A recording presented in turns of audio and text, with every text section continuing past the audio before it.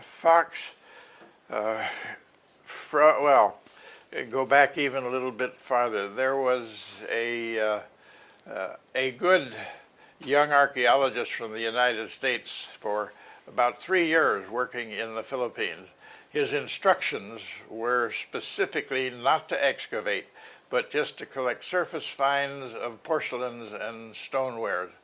These were instructions from an American biologist by the name of Wooster, who was one of the only known American scientists who'd worked in the Philippines before the Americans took over the Philippines. He was acquainted with people throughout the Philippines, where he'd worked as a zoologist.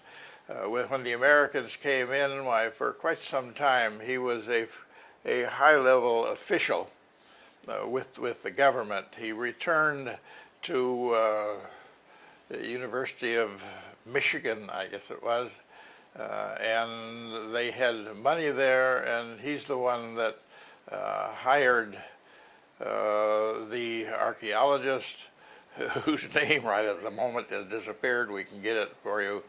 And following instructions, he couldn't excavate. Actually, he did excavate one site, not in a cave, in Samar, a burial jar site, and published a small paper on that. And he published other, he was in contact with Bayer, and he published a few small papers about his finds, and actually made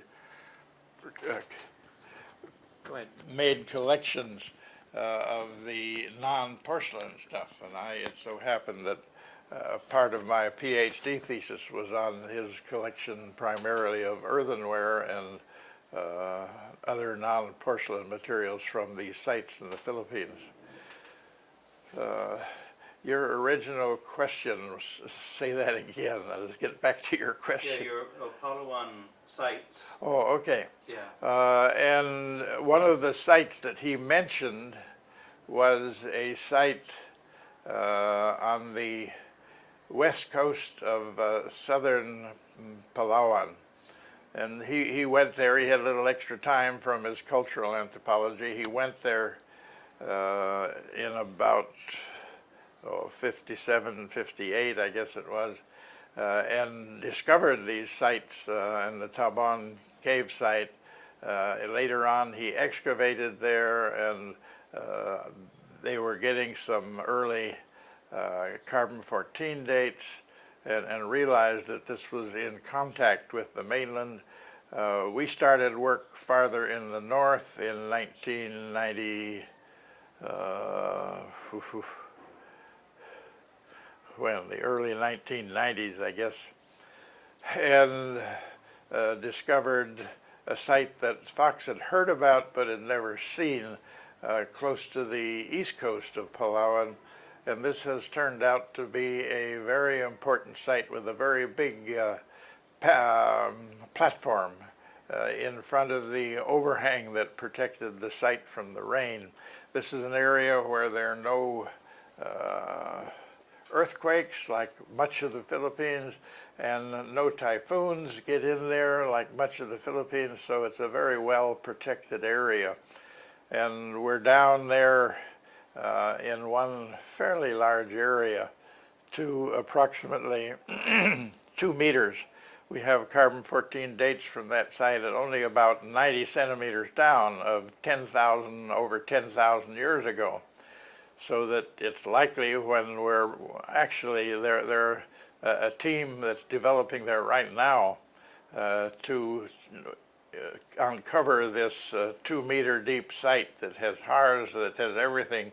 This should measure the date back possibly 30, 40,000 years, maybe more. So that it's a very important site. There's lots of area to excavate. There are 3 other limestone protuberances in the plain there, which have been explored a little bit. There are sites in these. There must be lowland agricultural sites that we haven't discovered yet. It's a very productive general area that we're really just getting started on. And this shows definite contact with mainland Vietnam going, oh, well, when we get the earlier stuff, going back 30, 40,000 years and more. So that this indicates the use of boats, or at least rafts that you could steer, going back much farther than until the last 10, 15 years, in that there was contact to Australia also by water. So that this has pushed the ideas of moving around by water back more than 40,000 years. with very few sites found yet, because there were very few people involved, but they're somewhere, and most of them are probably deeply buried. It'll just be accidents that'll find them, so that over the next 100 years they might find half a dozen of them. And when is the first contact with the Neolithic in the Philippines? With the Neolithic? Yes. This, of course, is a matter of definition. In Europe and the United States, up until recently, the Neolithic was considered the beginning of agriculture, beginning of polished stone tools, the beginning of pottery, that all of these happened at approximately the same time. And in Southeast Asia, we can say that they didn't begin at the same time. In some areas, manufacture of pottery was considerably earlier than agricultural origins. Other places, there are indications of arboriculture, that is, tree products, nuts and fruits, that go back even farther. So this is part of the controversy too, is when did you first develop a source of vegetable food that could be depended on, that could be domesticated? When did the first polished stone tools come in? You have polishing of the ends of flake tools going back 30,000 years.